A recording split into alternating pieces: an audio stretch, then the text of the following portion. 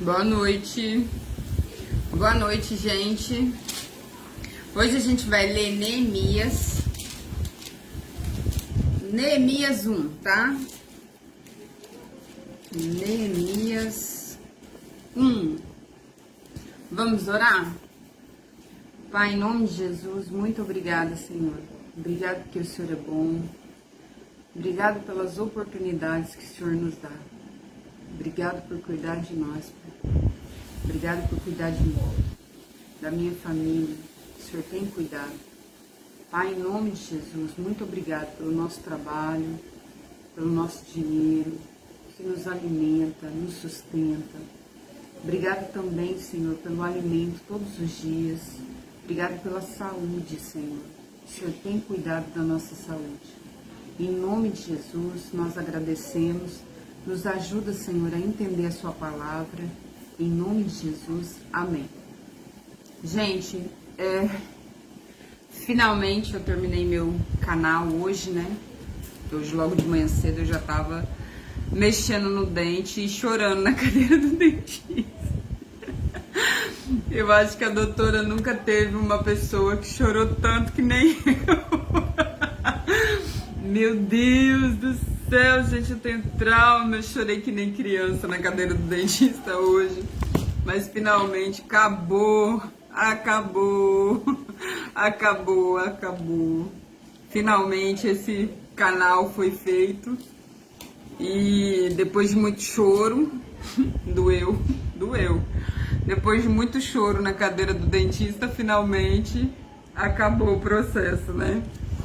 E finalmente o dente foi restaurado, né? Acabou, graças a Deus, chega de dor. E aí hoje de manhã eu já tava direto no dentista chorando. A gente vai ler Neemias, tá? Neemias 1. E o texto de hoje, ele fala sobre reconstrução. E a reconstrução espiritual, tá? Principalmente a reconstrução espiritual. Aqui, obviamente que Neemias, ele restaurou os muros de Jerusalém, mas fala sobre estar no chão, né? Sobre estar, sobre nós reconstruirmos a nossa vida, o nosso espiritual, as nossas emoções. É sobre uma reconstrução, tá? Então fala assim, ó. Esta é a história de Neemias, filho de Acalias.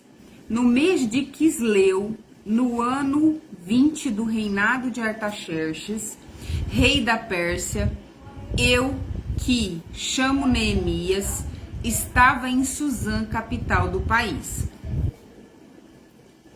Anani, um dos meus irmãos, chegou de Judá com um grupo de outros judeus. Então eu pedi notícias da cidade de Jerusalém e dos judeus que haviam voltado do cativeiro da Babilônia. Eles me contaram que aqueles que não tinham morrido e haviam voltado para a província de Judá estavam passando por grandes dificuldades. Contaram também que os estrangeiros que moravam ali perto os desprezavam. Então o povo que morava ali ao redor de Jerusalém olhava para aquela gente como se fosse nada, sabe? Disseram, é a vergonha, né? É a vergonha, é a humilhação, gente que te olha de baixo, é desse nível que o povo tá vivendo. Disseram finalmente que as muralhas de Jerusalém estavam caídas e que os portões que haviam sido queimados ainda não tinham sido consertados, ou seja, da época que o povo, 70 anos, né, o povo ficou na Babilônia, dessa época que Nabucodonosor colocou tudo abaixo e queimou, tava do mesmo jeito. Então, ó, quando ouvi isso, me sentei e chorei. Durante alguns dias eu fiquei chorando e não comi nada. E fiz a Deus esta oração. Então ele jejua e vai orar. Ó Senhor, Deus do céu, Tu és grande e nós te tememos. Tu és fiel e guardas a Tua aliança com aqueles que te amam e obedecem aos Teus mandamentos. Olha para mim, ó Deus, ouve as orações que faço dia e noite em favor dos teus servos, o povo de Israel. Ele está orando por todas as pessoas e por ele mesmo.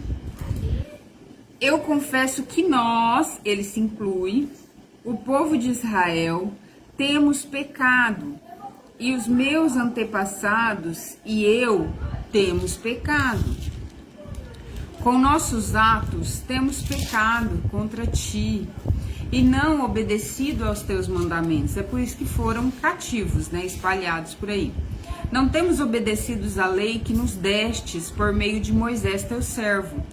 Lembra agora do que disseste a ele: se vocês, o meu povo de Israel, forem infiéis a mim, eu os espalharei entre as outras nações.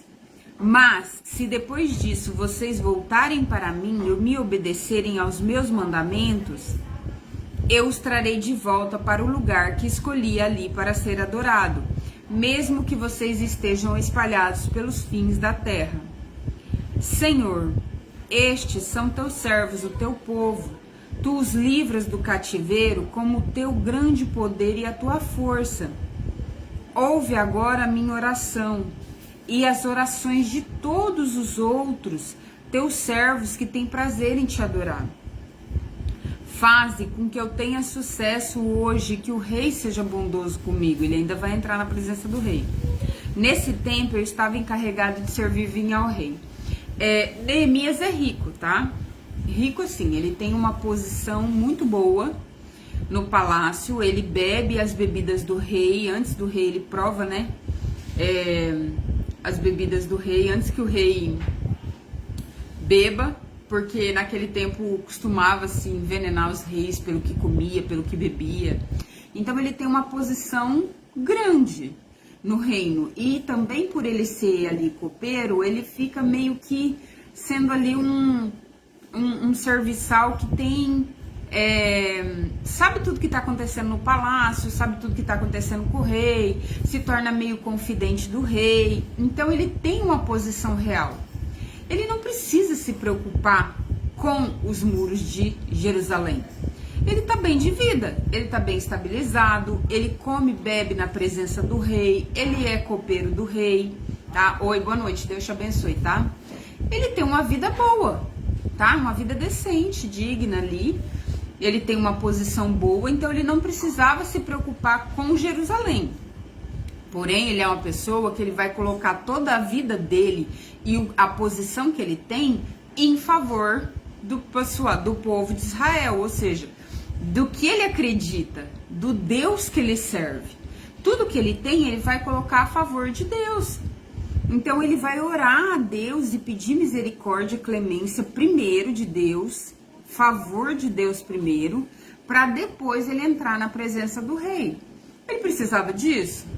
Não. Deus ia amar menos ou mais ele se ele fizesse ou não? Não. Mas tudo que ele tem, ele coloca à disposição de Deus. E principalmente, ele ora a Deus. Ele realmente se entristece porque ele ama a Deus.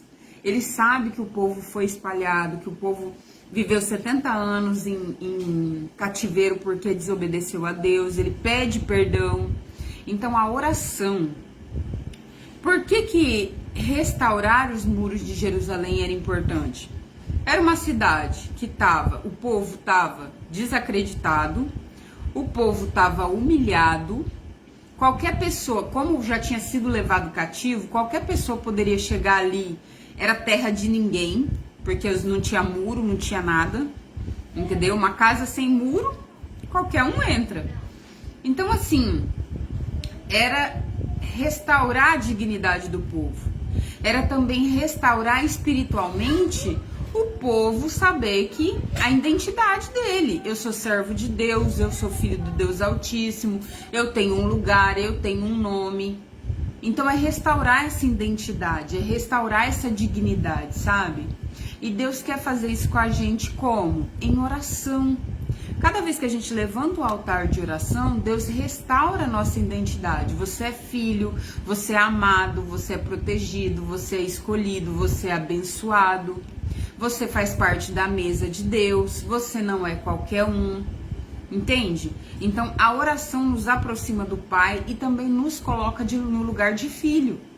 Nos restaura a nossa identidade. Mas nós precisamos restaurar esse muro. O que é restaurar esse muro? É orar todos os dias, é se aproximar de Deus todos os dias, tá?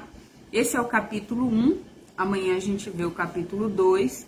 Que Deus abençoe vocês, bom dia e fiquem com Deus. Tchau.